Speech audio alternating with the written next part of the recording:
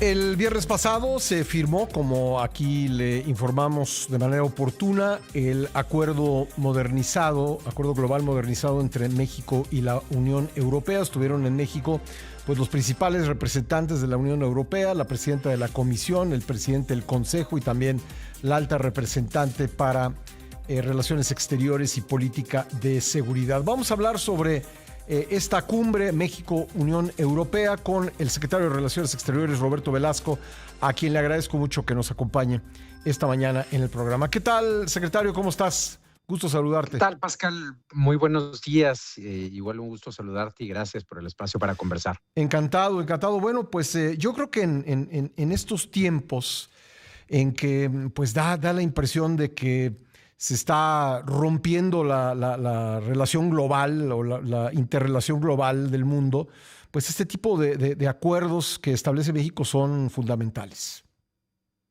Sí, sin duda, es un acuerdo importantísimo. Es la modernización de un acuerdo que estaba en vigor desde el año 2000 y hay una serie de nuevos capítulos que son muy importantes sobre economía digital, sobre propiedad intelectual. Hay también una nueva visión de cadenas de suministro. En fin, es un acuerdo del siglo XXI y además con una cumbre también muy relevante a la que acuden el presidente del Consejo Europeo, la presidenta de la Comisión Europea. Es algo que no ocurría desde hace 11 años y que yo creo que muestra además el liderazgo internacional de México y de la presidenta Claudia Sheinbaum, Pascal. Y creo que vale la pena mencionar que recién asumiste como canciller. El primer viaje que realizaste fue a Bruselas y yo creo que es algo que lo he platicado con diversos embajadores de la Unión Europea y de otras partes del mundo y esto creo que fue bien recibido en cuanto a la disposición de México de pues siempre mirar hacia todo el mundo y no solamente hacia una parte del mundo.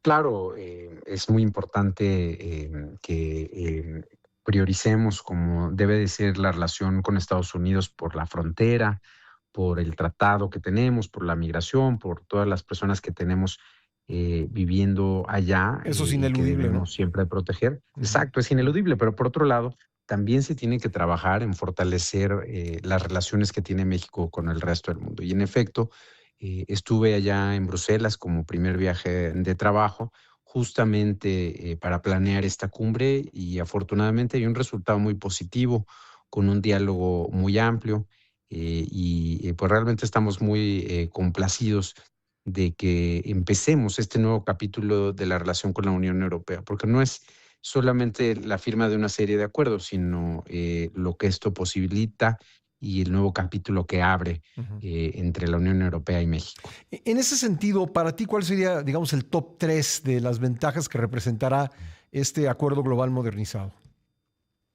Yo creo que primero el mensaje político, geopolítico que manda en este momento de cercanía entre México y la Unión Europea, de que se pueden llegar a acuerdos, de certidumbre. En segundo lugar, pues hablábamos ya de la parte comercial. Es un mercado de 450 millones de personas en la Unión Europea.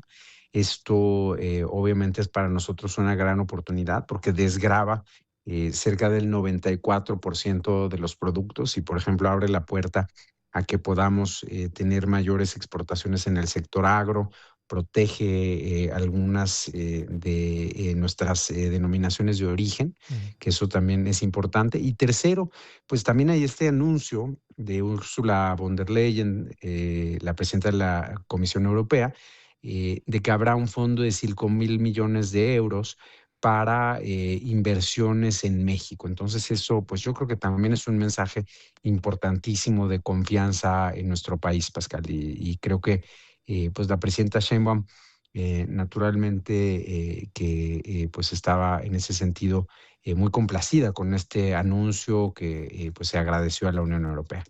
Ya, Europa también pone mucho énfasis en valores, ¿no? En principios, en temas como democracia, como derechos humanos, como transparencia en el ejercicio del gobierno. ¿Son compatibles estas visiones, la que tenemos acá en México y la que pues evidentemente existe en Europa y que luego se trasluce en los acuerdos que establece la Unión Europea con diferentes países del mundo?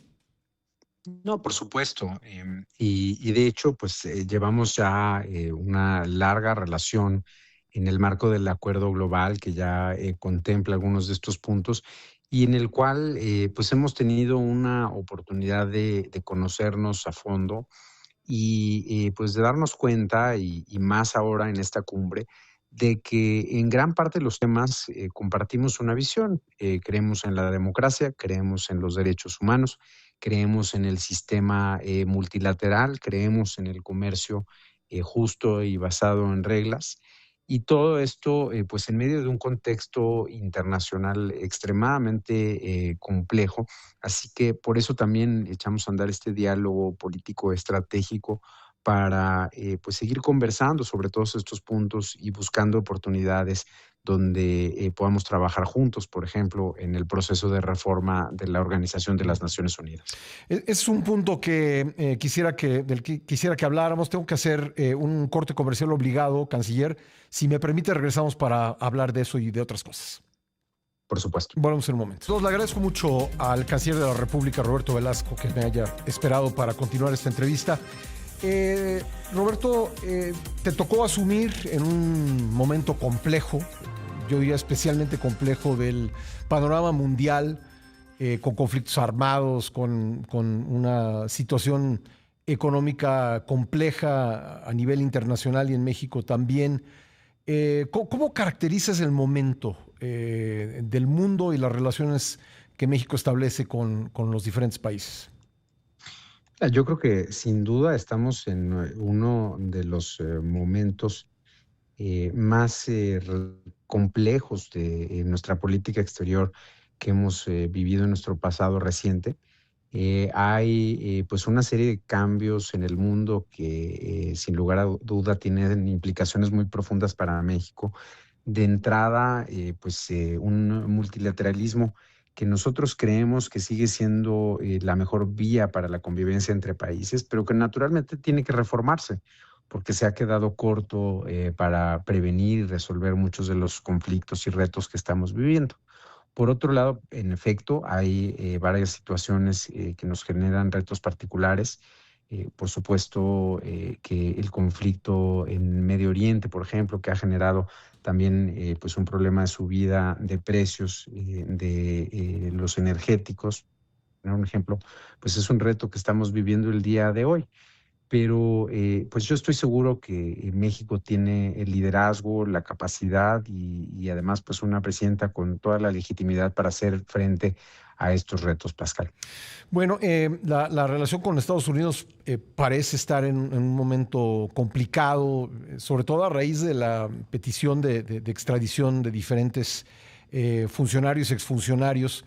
Y te lo pregunto porque al final, en un proceso de extradición, la Cancillería acaba siendo el último filtro, ¿no? Digamos, el eslabón con el que discuten los dos gobiernos este tipo de temas. Y quiero preguntarte si está previsto que vayan a cumplirse algunas de estas peticiones de extradición o que, al contrario, de ninguna manera eso va a suceder y pues estos funcionarios, exfuncionarios serán eventualmente juzgados en México. ¿Qué nos puedes decir al respecto?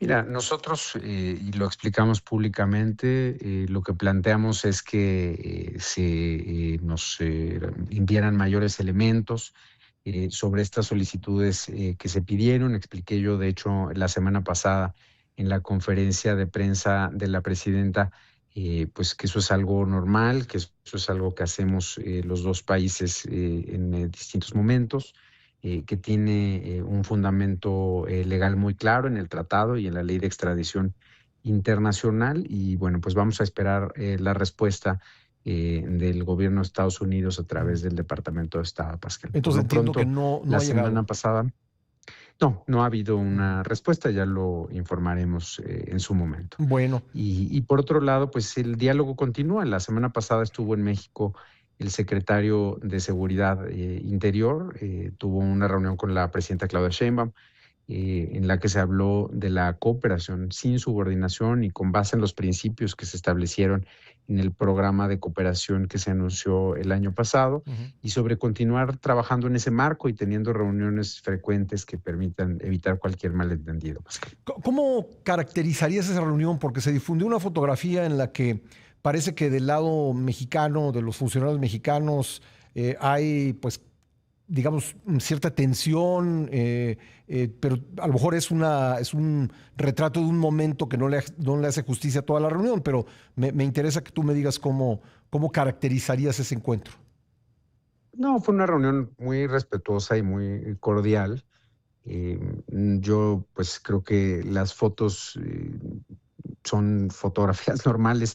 Sin embargo, pues la gente a veces hace una serie de interpretaciones de ellas que, pues como tú bien lo dices, no necesariamente reflejan algo más allá del momento en el que se tomó la fotografía. Ujú. La reunión, como te decía, fue cordial. Se habló sobre todo sobre nuestra cooperación en materia de seguridad, en materia de migración, pero el resultado fue que se mantenga ese trabajo con base en los principios que ya muchas veces hemos repetido y que pues haya reuniones más frecuentes entre los dos países. Ya, y por último quisiera preguntarte sobre el proceso del relevo en la Secretaría General de la ONU. México ha anunciado su apoyo a Michelle Bachelet para ser la próxima secretaria general, primera mujer que ocupa el cargo. Es definitivo ese apoyo o con base en conversaciones con otros países podríamos eventualmente apoyar otra candidatura? Mira, nuestra candidata es Michelle Bachelet, pero por supuesto que viene un proceso al que le faltan todavía algunos meses. Y bueno, naturalmente que nosotros vamos a promover nuestra candidatura, pero también estaremos escuchando a todos los demás países de la región y buscando generar un consenso. Ya, ¿cuáles son las ideas, las directrices, las ideas generales que tiene México respecto de la renovación, de la modernización de la Organización de las Naciones Unidas? Mira, te podría decir un par. La primera, que la ONU tiene que jugar un papel más activo en la prevención y solución de conflictos, que eso pues nos parece lo más importante de su mandato, y que además pues debe de seguir siendo el foro en el que se discutan cualquier cuestión que involucre la seguridad internacional. Y por otro lado, algo que también nos interesa mucho, pues es que se revise el costo de las Naciones Unidas, que haya un programa de austeridad, que no haya gastos, sobre todo duplicados, por mandatos que no sean suficientemente claros. Y esto, pues te diría que es algo en lo que coincidimos incluso con el gobierno de los Estados Unidos. Bueno, pues estaremos atentos a ese proceso y, secretario, te quiero agradecer mucho que nos hayas tomado la llamada. Ojalá podamos mantener este diálogo. Me dará mucho gusto. Gracias, Excelente Roberto. día. Roberto Velasco, el canciller de la República.